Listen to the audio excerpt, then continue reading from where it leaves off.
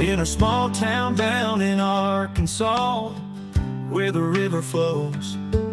There's a man with a passion that everybody knows. He's got a collection that'll make you stare. Vintage pocket knives laid with tender care. Howdy, howdy everybody. Welcome once again to HT's EDC. Hope you guys are in the middle of an awesome weekend. You're out living your best lives. Me and little mama, we didn't get too far, but we went into the big metropolis of Eldo here, Arkansas, and did a little grocery shopping. We went, had us a nice lunch, and went to the Walgreens. I mean, exciting stuff. But nevertheless, we had a kind of a, well, I'm not going to call going to Walmart and Walgreens a date day, but we had some good quality time and came home and watched some of our favorite shows that evening. Just an easy Saturday, and those are always nice. Hope you guys are doing whatever makes your heart desire, and you're having a great weekend.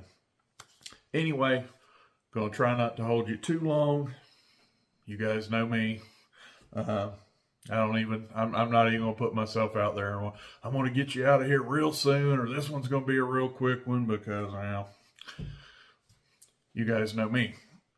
But we will try to get on with the show. What you toting today? Sunday morning tote. Holy Land Pocket Cross. Always a must. Back pocket. The old Open Sea Minimalist paper thin leather wallet. And today, we are not sheath carrying anything. We are just pocket dropping this morning. And what we're pocket dropping is this old guy here. This is a 1976. Most people, there's several names for this. The soldier's knife, the military knife, Camillus camp knife. We're going to call it the Camillus soldier knife. I've heard that the most, the soldier knife, the GI knife. But anyway, you guys know them, you love them. They have the little small flathead here. We have a bottle opener. We have an awl or leather punch. How about I hold this up where the camera can see it, huh? Got our main blade here, main spear blade, and over here we got a nice can opener. So just a nice little military, knife, what have you. And this is a 1976, actually the year my sister, my only sibling, was born. Shout out to you 76ers out there. But that is what we're pocket dropping today. Got the good old kind of, I don't know, what would you call that? Stifled aluminum there, or stainless steel rather. It's probably stainless steel. Do I have a magnet? I do have a magnet. We can find out if it's aluminum or stainless steel. I already should know. That is, magnet sticks to it pretty good. We're going to say stainless steel. So that's what's in the front pocket, and we're just dropping her in there today, kind of fifth carrying her. But anyway, today we are going with the Lord's drink in the Lord's color, and this is all going to tie in a minute. You've already seen the thumbnail. We're going to be looking at some Coke bottles today, and might as well have a good old refreshing Coke to start us off with. So let's just get right into it today. And this, once again, is going to have to be a sub collection, because I have 1, 2, 3, 4. Only have 4 of them. So got to go by Brother Pete, by jerseys. I'm just going to call it the Pete rule. If you got 5 or less of any pattern, that's a sub collection. If you got more than 5, then you can call it a collection. So by Pete's law, we got to call this a sub collection. So here we go. And today we are going to be looking at these guys, the large, big, whopping Coke bottles, the large Coke bottle. And this first one is an absolute beauty in my opinion. Look at this color, folks, on this bone. Yes, it has salt water. These come from, shout out to Smoky Mountain Knife Works for this brand. This is a good old Rough Rider. And this, folks, is my favorite shield they have ever made. Love it, love it, love it. As you can see on that, the top crown of this Acorn here, we have an RR and just a beautiful, beautifully executed nickel silver shield on there.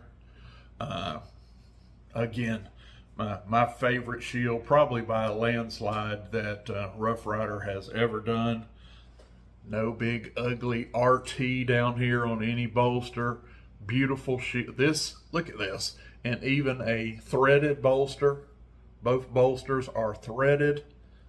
This is a work of art. And this is an older Rough Rider. Go figure. I think they call this smooth tobacco bone. Just look at that bone color. Yeah, this is arguably my favorite Rough Rider in my collection. Easily, I mean, that quick I can tell you it's top 3, and you may be looking at numero uno. I have 1 or 2 more that have this same Acorn shield on it, and they are smokers as well. But you know, honestly, you know HT and the BIGGUNS. This is the only one that is an HT BIGGUN, so I may have to give this the benefit of the doubt, folks. You're probably looking, yeah, I'm going to go on record and just say it. What the heck? My favorite Rough Rider in my collection. Look at this fit and finish. Folks, this is what Rough Rider can do, and especially, you know, in their inception, in their early days. Look at that. Down the smooth middle, bang. Check out those back springs. Look at that. That side, zero, folks. I can get up there as close as you want. No gapping. Centered. Transit. Folks, you can say what you want. And I get it. I'm not trying to change anybody's mind here about a non-domestic made knife. This right here, I will put on anything, anywhere. This knife has fit and finish, beauty. This is a great knife. I don't care what you stamp, what kind of stamp you put on this tang stamp, which haven't even showed you the blade yet. We will show you that tang stamp, which I also like this one. This is their old, what they call it, Lucky Star, or, you know, Lucky Horseshoe. Lucky Horseshoe, what's the word I'm looking for? Tang stamp, good Lord. But check that out. Has the horseshoe, has, if I can read here, does it just say it's the rough, this is with the I believe, Rough Rider. I can't even read it, folks, even with glasses on. But I believe underneath the horseshoe, this is the old school where it was Rough Rider, R-I-D-E-R. Just a beautiful, beautiful knife. I would love to tell you the pattern number, which they don't even do over here on this side. It doesn't even say. So for all you people, this may be one that you really love. It doesn't have the RR number, and it doesn't say China on it. So this one doesn't even have the China stamping on it. So that may even make it a little more appealing to you. It was made in China, folks. Whether it says it or not, this one has salt water on it. And let's get into this blade. Look at this. This is actually a mid-height hollow grind. If you can, I don't know if I'm gonna be able to show you that, but if you can see here on this ricasso how it comes down, that actually is a hollow grind that gets pretty doggone thin down here on the business end, believe it or not, for a blade this, this tall and this long. But look at, folks, look at that. Fingerprinted up. See if I can take care of a little bit of that. Beautiful, mirror polished, there we go, clip point blade. Look at that. Folks, you either like it or you don't, but you like it, I love it. Take a look at these things in hand. Now, they are monsters. These knives are not going to be for everybody. A lot of people aren't going to carry something this size. That's completely subjective. I understand that. But if there was ever going to be a safe queen or one that you put up in a shadow box and just want to look at, good Lord, look at what that would look like on the wall. If you had that like folded up in a shadow box. Let's snap. We haven't done that. Let's do snap on this joker. Very nice. And let it close here. Nothing wrong with that. Beautiful, beautiful knife. Early Rough Rider. Large Coke bottle. Beautiful, awesome, ornate looking Acorn shield. Yeah, that's a good one in my book. And you can get them at Smoky Mountain Knife Works. That particular one is probably discontinued. You would probably have to find this one on the secondary market now, but they're probably still out there. You do some searching, you could probably find it. Next, and actually the next three are all from one brand, Case Knives. Check this out. And I will have to make a little funny here. Rough Rider, folks. Check this out now. Rough Rider has got the thing, has got the moniker. They are the double nail nick queen, king, I guess. They get all the flack for their double nail nicks. Well, guess what? This is a case knife. And look, double nail nicks. Who would have thunk it? So Rough Rider ain't the only one that does that atrocity in the knife world. It's been done before. This is a gorgeous, beautiful, in my opinion, large Coke bottle. Get this thing open by one of the two nail nicks. Check that blade out, folks. We have a long, fairly long, I'd say medium length match strike nail nick up here. And right down here, look at there. There is another cat's eye or half moon nail nick, giving you two options, 2 pinch points to get your knife open. Love this XX that is engraved. That is not any kind of etching. That is engraved. Coming around here on this tang stamp.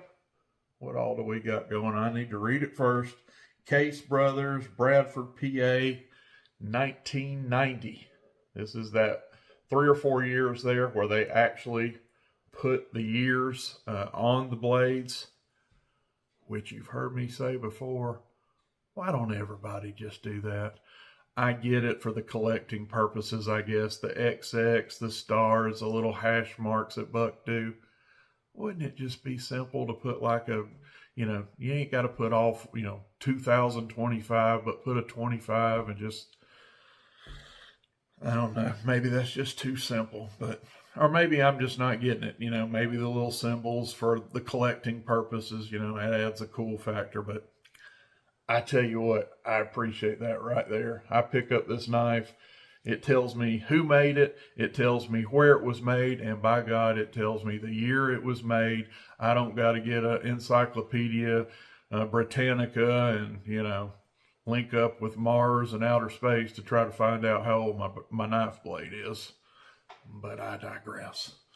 That was the HT rant for the day. But anyway, on the pile side, we have Tested XX, and we have the model number. And those last three letters, if you can see, SAB, this is a mid-height saber grind that I have, again, fingerprints all over. See if we can make this thing look a little better for you guys. There we go. But anyway, yeah, that SAB you see down there, that denotes that this is a saber grind. Coming down here, we have what most folks call the hot dog shield. We got case on there in the middle, and we have some beautiful jig bone here. Check that out. I know some of you green fans out there will love this one.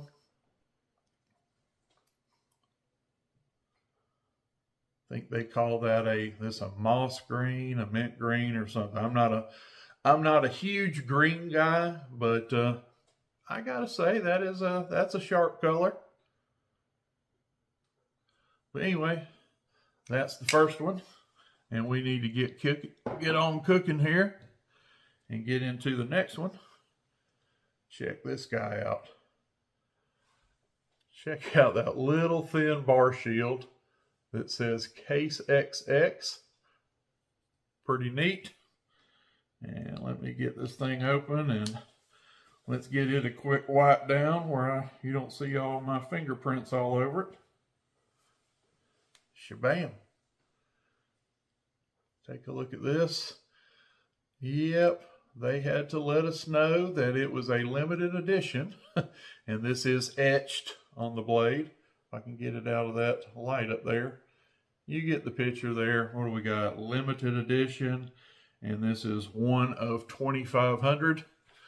Which, I don't know how. 21 out of 2,500. Is that limited edition? I guess so. That ain't a huge batch of 10 or 15,000. But I guess that's sort of limited. My definition for limited edition would be like hundreds or less, you know, no more than maybe one of 500, one of 250. That's again, that's just me. 2,500, yeah, how limited is that? But to case, it's limited edition. Anyway, here is got the long tail case tank stamp here.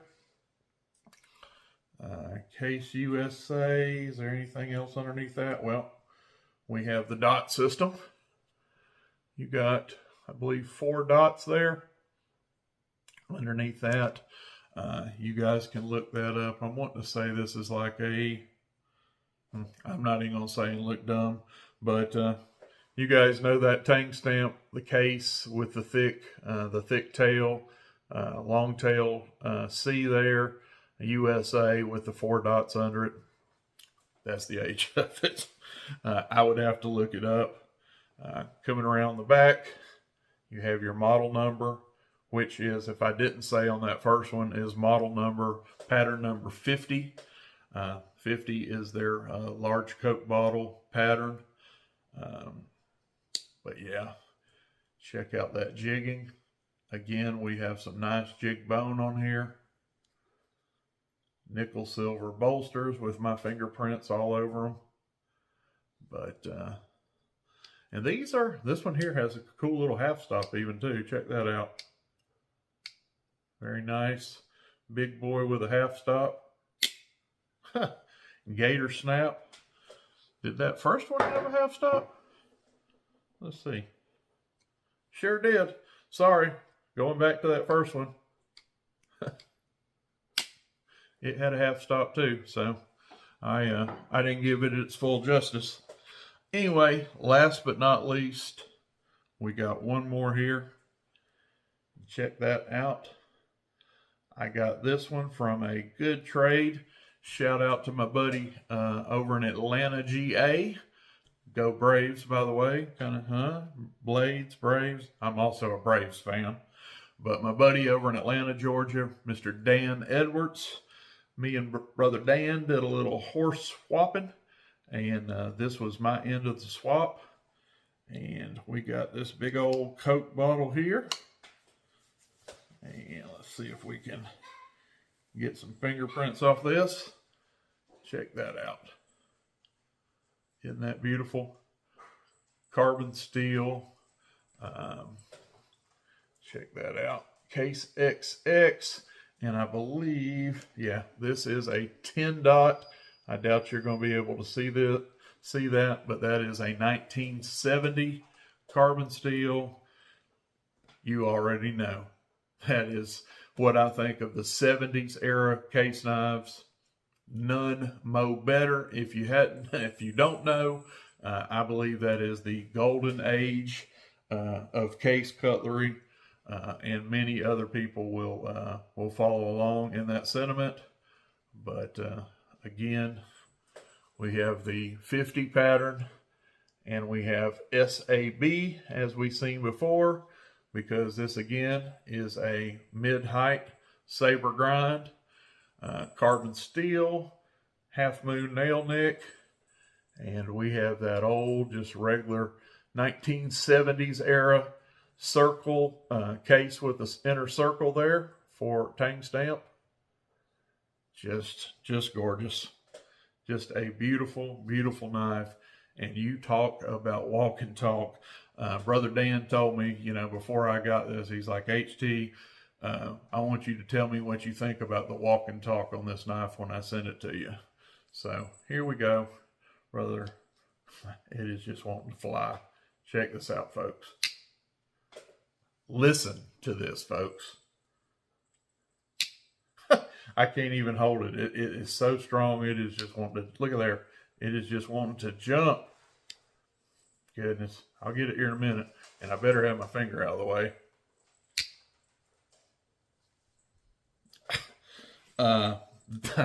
Folks, this is some of the nicest half stops, walk and talk, any size knife I have in my collection. The only other big knife that comes close to this, if you guys remember that Big Chief, and matter of fact, you're probably going to be seeing the Big Chief, the knife I'm talking about, coming up real soon.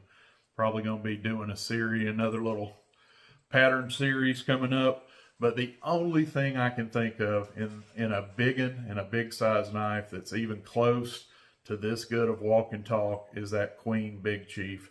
This is insane walk and talk. And I'm not even... If your finger's in that, you are going to go get a Band-Aid and probably stitches. Because that is gator snap at its finest on this. Centered up. Fit and finish. Folks, it's a 70s case. It is a 1970 case. They just don't make them better than a 70s case. Personal opinion, but I will stand on it. That is probably the best decade. 60s, and I'll give 60s in there. That 60, what is it? They're 60 to 64, is it 60 to 65? And then the 70s, the whole decade of the 70s. Folks, they made a pocket knife. So, know a lot of people get on them for the stuff that's coming out of the shop these days.